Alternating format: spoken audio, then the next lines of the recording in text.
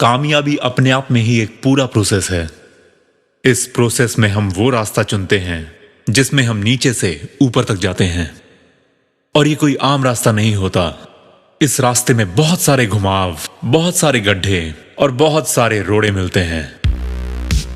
इस पूरे प्रोसेस को हम एक तपस्या कह सकते हैं, और इस तपस्या को भंग करने के लिए बहुत सारी डिस्ट्रैक्शंस होती हैं, और हमारा ध्यान खींचने वाली अनगिनत ताकतें तो तब से अपना काम कर रही होती हैं जब हमने इस तपस्या को शुरू करने के बारे में सोचा भी नहीं होता। और शुरू करने के बाद तो मानो इन डिस्ट्रैक्शंस का, इन ताकतों का एक सैलाब सा आ जाता है। और इस तपस्या को शुरू करने के बाद हम पर बहुत सारा दबाव और अकेलापन होता है।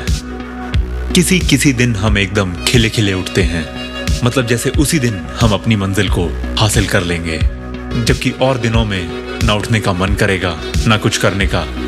कुल मिलाकर जीने का मतलब ही खोया मिलेगा। लेकिन ऐसे दिनों में जब बस पड़े रहने का मन कर रहा हो, जब सारा दिन बस यूं ही निकाल देने की तेरे मन ने ठान रखी हो, ऐसे दिन सही में वो दिन होते हैं जब इस तपस्या की कड़ी परीक्षा होती है। ऐसे दिनों में ही तो हमें और दिनों से भी ज्यादा मेहनत करनी होगी।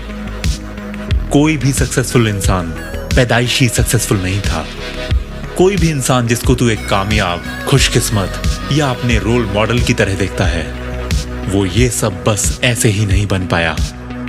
कामयाबी उनको भी कोई भेंट में नहीं मिली। सेंटा क्लॉज उन्हें क्रिसमस वाले दिन कामयाबी गिफ्ट करने नहीं आया था।